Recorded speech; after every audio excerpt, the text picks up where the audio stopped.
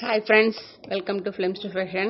So இன்னைக்கு நாம ஒரு சுடிதாரோட பேக் பார்ட் எப்படி தைக்கிறதுன்னு தான் பார்க்க போறோம். ஸோ இது பேக் பார்ட் மட்டும் கிடையாது, ஃப்ரண்ட் பார்ட்டும் இதே மாதிரி நீங்கள் எந்த டிசைனும் வைக்கல அப்படின்னாக்கா தைக்கலாம்.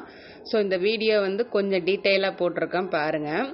ஃபஸ்ட்டு நெக்கு நான் யூ நெக் வரைஞ்சிருக்கேன் இல்லைங்களா, அதை வந்து நம்ம மெட்டீரியலோட மெயின் கிளாத்தில் ரைட் சைடில் லைனிங்கை வச்சு நான் நெக்கை தைச்சிட்டேன். ப்ளஸ் உள்ளே அதை கட் பண்ணி எடுத்துட்டு உள்கட் எல்லாத்துக்குமே நான் போடுறேன். போட்டதுக்கு அப்புறமேலுக்கு திருப்பி லைனிங் மேலேயே ஒரு ஸ்டிச்சஸ் வந்து நான் போட்டுட்டு வரேன். இப்படி நீங்கள் இந்த ஸ்டிச்சஸ் போடுறது எதுக்கு யூஸ் ஆகும் அப்படின்னாக்கா உங்களுக்கு ஷேப்பு நிற்கும்.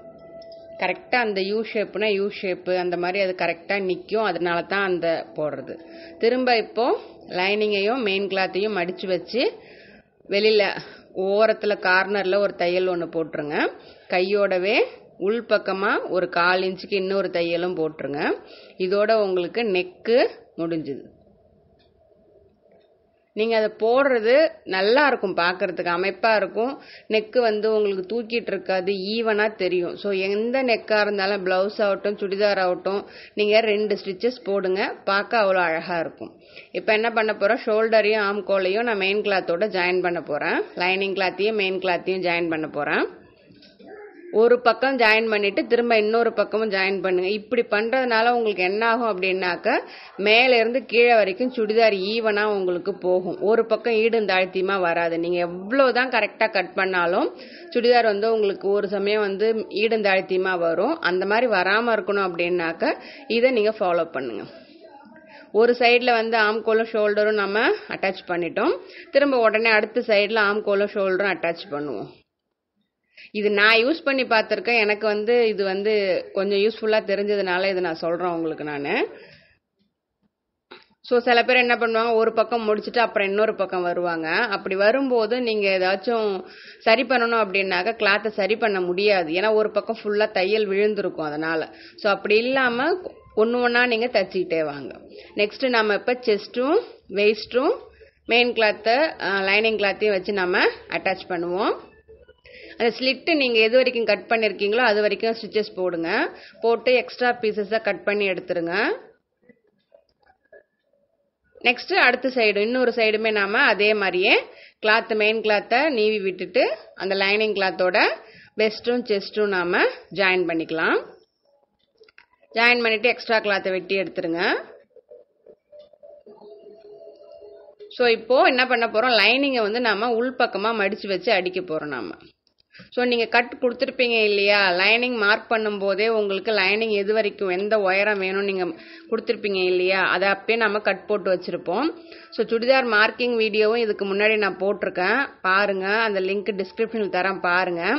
அந்த கட்டெல்லாம் நீங்கள் அழகாக மடித்து தைச்சிக்கோங்க. இப்போ நெக்ஸ்ட் என்ன பண்ண போகிறோம், நம்ம சுடிதாரோடைய மெயின் கிளாத் உயரம் எவ்வளோ கட் பண்ணி வச்சுருக்கோமோ அந்த அளவுக்கு நாம் அதையும் மடித்து நாம் தைச்சிடலாம். பாட்டம் ஃபுல்லாக லைனிங் பாட்டமையும் மெயின் கிளாத் பாட்டமையும் மடித்து தைச்சிருவோம். ரெண்டுமே ஈக்குவலாக இருக்கான்னு அப்பப்போ செக் பண்ணிக்கோங்க.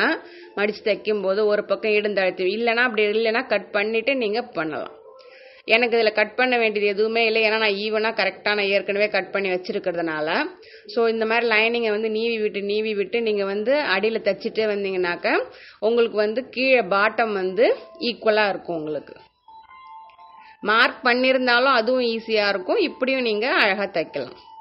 ஸோ 2 தையல் போடுங்க. லைனிங்க்கு ஒரு தையலே போதும், ஆனால் பாட்டமில் வந்து மெயின் கிளாத்துக்கு வந்து 2 தையல் போடுங்க. அதுதான் பார்க்க நல்லாயிருக்கும். இதுதான் மெத்தடான்னு கேட்டால் அப்படி கிடையாதுங்க. நான் யூஸ் பண்ணுற மெத்தட் இது. நீங்கள் வந்து இதில் என்ன எந்த மாடுலேஷன் வேணாலும் பண்ணலாம். இப்போ ஸ்லிட்லேருந்து பாட்டம் வரைக்கும் மெயின் கிளாத்தையும் லைனிங் கிளாத்தையும் நாம் அட்டாச் பண்ணிக்கலாம். அட்டாச் பண்ணிவிட்டு எக்ஸ்ட்ரா கிளாத்தை வெட்டி எடுத்துட்டு அந்த ஸ்லிட்டில் வந்து ஒரு சின்ன கட் போட்டு நம்ம ஒரே ஒரு தையல் மட்டும் உள்பக்கமாக மடித்து தைச்சிப்போம். நம்ம வந்து சுடிதார் ஃபினிஷ் பண்ண போகும்போது இன்னொரு தையலை ஃபினிஷ் பண்ணிக்கலாம் நம்ம. ஸோ இதே மாதிரி இன்னொரு பக்கத்துலேயே நம்ம பண்ணுவோம். கரெக்டாக அழகாக லைனிங்கை மட்டும் நீவி விட்டுக்கோங்க. லைனிங்கையும் மெயின் கிளாத்தையும் அட்டாச் பண்ணிவிட்டு எக்ஸ்ட்ரா கிளாத்தை வெட்டி எடுத்துட்டு அந்த ஸ்லிட்டில் ஒரு கட் போட்டு ஒரு 1/2 இன்ச்சுக்கு நம்ம உள்பக்கமாக மடித்து வச்சு தைச்சிடுவோம். ஸோ இப்போ வந்து ஒரு தையல் நீங்கள் போட்டால் போதும். சுடிதார் ஃபினிஷ் பண்ணும்போது இன்னொரு மடிப்பு நம்ம மடிச்சுக்கலாம். அவ்வளோதாங்க. பேக் சைடு சுடிதார் தச்சு முடிச்சாச்சு. இதே தான் நீங்கள் எந்த டிசைனும் இல்லைன்னா ஃப்ரண்ட்டுக்கும் இதே மாதிரி நீங்கள் யூஸ் பண்ணிக்கலாம். தேங்க்ஸ் ஃபார் வாட்சிங்.